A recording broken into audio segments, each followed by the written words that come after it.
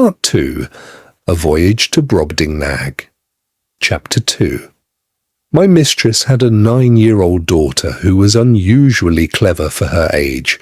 She was very skilled with a needle and loved making clothes for her dolls. Together, she and her mother turned the doll's cradle into a bed for me each night.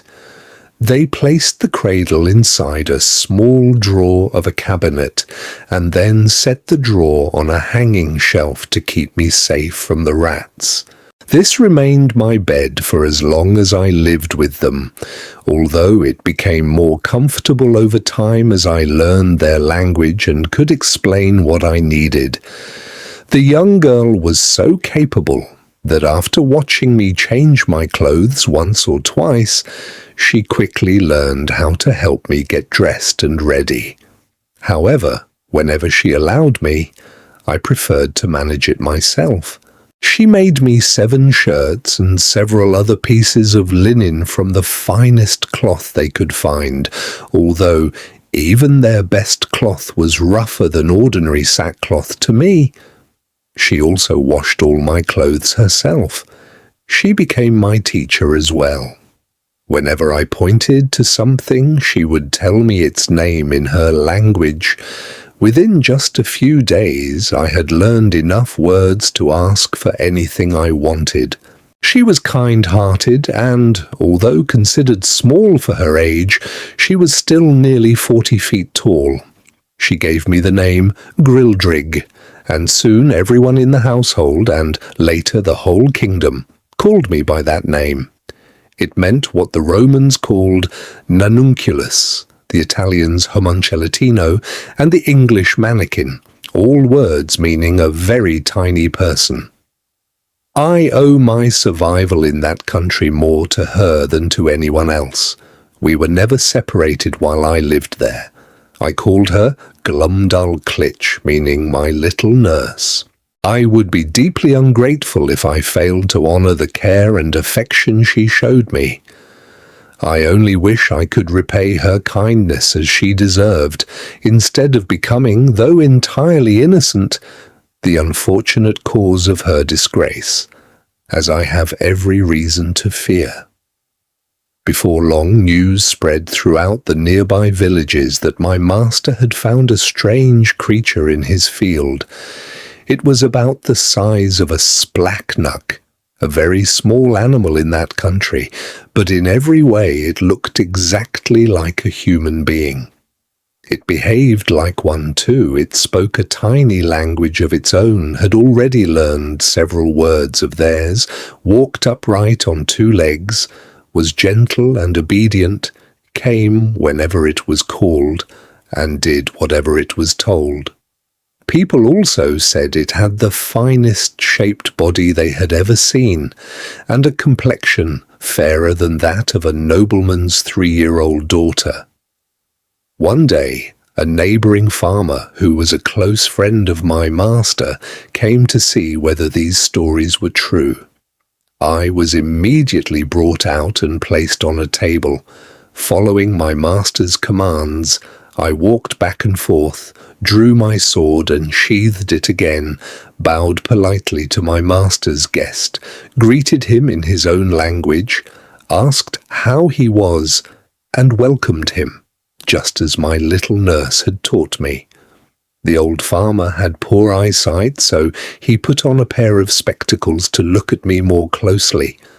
I could not help laughing, because through my eyes his lenses looked like 2 enormous full moons shining through a pair of windows. When the others realized why I was laughing, they joined in, which embarrassed the old man. He became quite angry.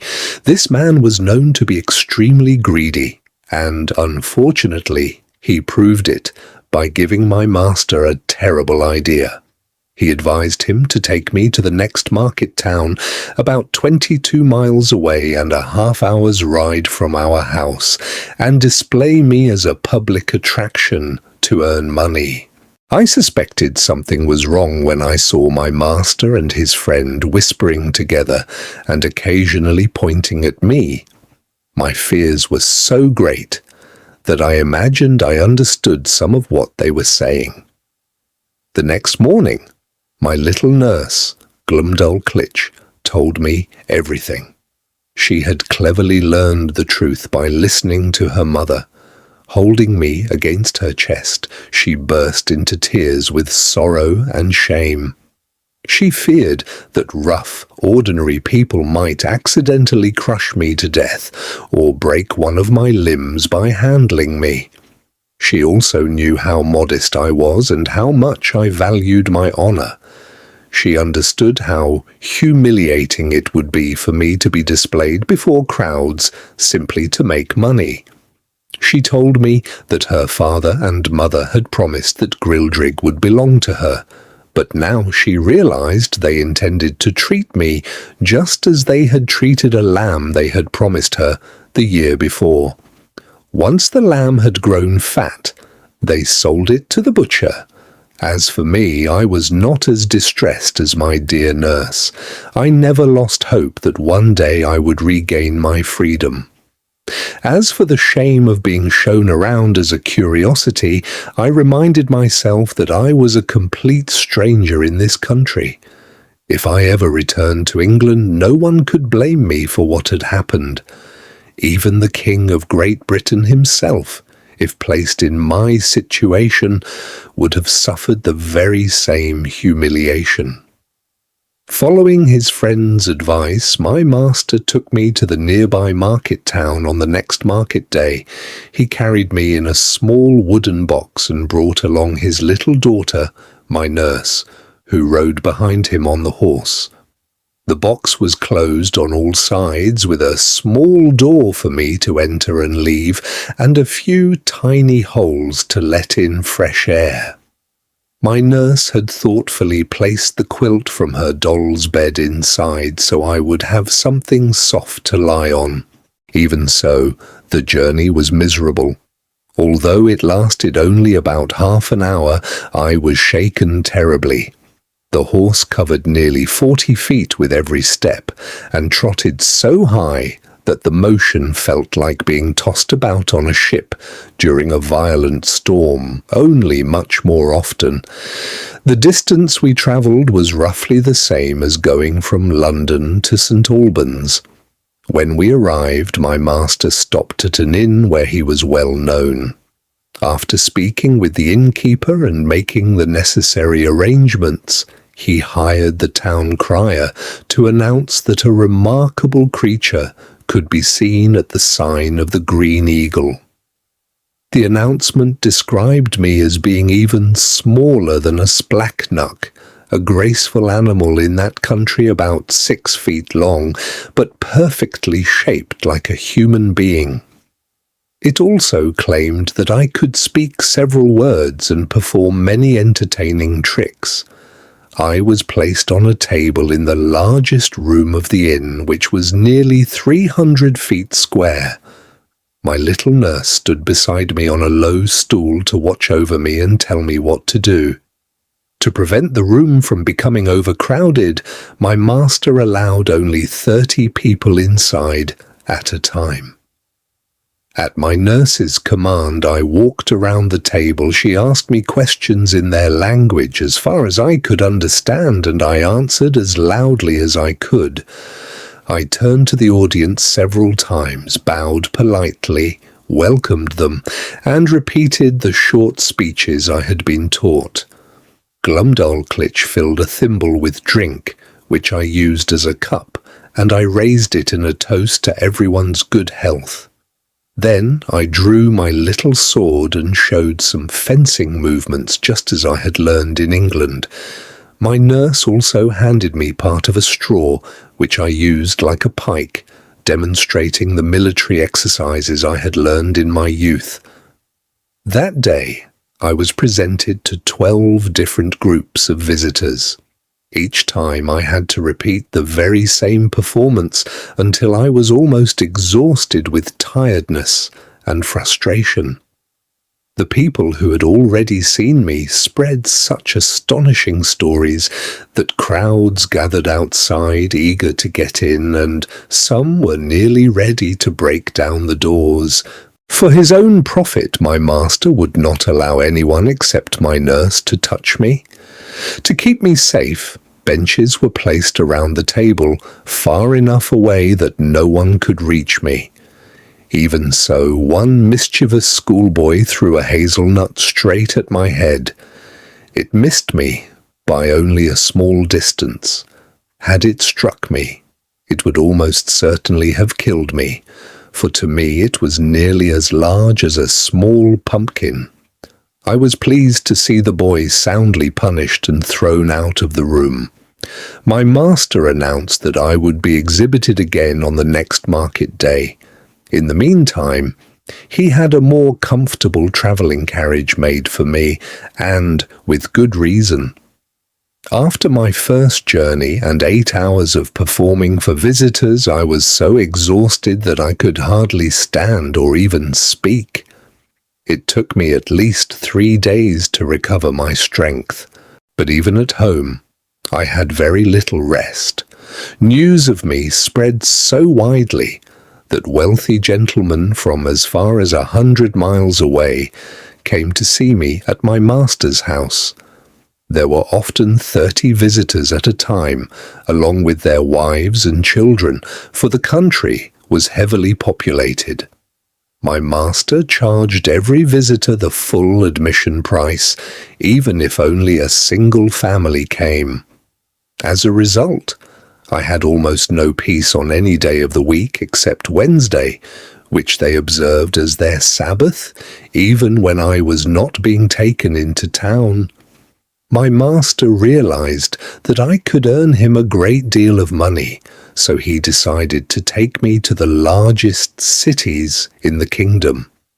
After gathering everything needed for a long journey and settling his affairs at home, he said goodbye to his wife. On the 17th of August, 1703, about 2 months after I had arrived in Brobdingnag, we set off for the capital city. It was located near the centre of the empire, about 3,000 miles from our home. My master had his daughter, Glumdalclitch, ride behind him on the horse. She carried me on her lap, inside a small wooden box, tied securely around her waist. She had carefully lined the inside with the softest cloth she could find, placed thick padding beneath it, and put in her doll's bed for me to sleep on. She also packed clean clothes and everything else I might need, making the little box as comfortable as possible. The only other person travelling with us was a servant boy, who rode behind with our luggage. My master's plan was to exhibit me in every town along the way. Whenever he thought it worthwhile, he would even travel 50 or 100 miles off the main road to visit villages or the homes of wealthy gentlemen who might pay to see me. We travelled at a gentle pace, covering no more than 140 to 160 miles each day. Glumdalclitch often told her father she was tired from the horse's trotting, partly because she knew the slower pace made the journey much easier for me. Whenever I wished, she would take me out of my box, so I could enjoy some fresh air and look at the countryside. However, she always kept hold of a safety cord tied to me so I could not accidentally fall.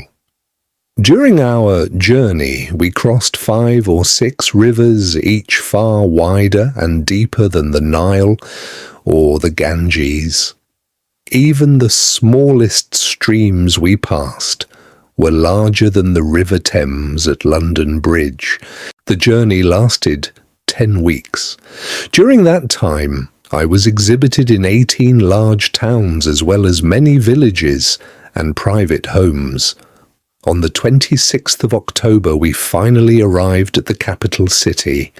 In their language, it was called Lorbrulgrud, which means the pride of the universe. My master rented a house on the city's main street, not far from the royal palace. He put up advertisements describing exactly what I looked like and what I could do. He rented a large room between 300 and 400 feet wide and had a round table built in about 60 feet across for my performances. Around the edge of the table, he built a wooden railing about 3 feet high, set 3 feet back from the edge, so that I could not accidentally fall off. I was exhibited 10 times every day, to the amazement and delight of everyone who came to see me. By this time I could speak their language fairly well and understood almost everything people said to me. I had also learned their alphabet and could read and explain simple sentences. I owed all of this to Glumdalclitch. While we were at home and whenever we rested during our journey, she patiently taught me. She carried a small book in her pocket. Though in that country it was considered quite small, it was still much larger than one of Sanson's atlases to me. It was an ordinary school book for young girls that contained a simple explanation of their religion. Using this book, she taught me the alphabet and patiently explained the meaning of each word. And so ends Chapter 2 of Gulliver's Travels, A Voyage to Brobdingnag. What began as a terrifying encounter with giants has now become the beginning of an extraordinary new life, where Gulliver must rely on courage, wit, and kindness to survive in a world where he is smaller than anyone could imagine. Thank you for listening. If you enjoyed this adventure, please like this video, subscribe to the channel, and turn on the notification bell so you won't miss the next chapter of this timeless adventure.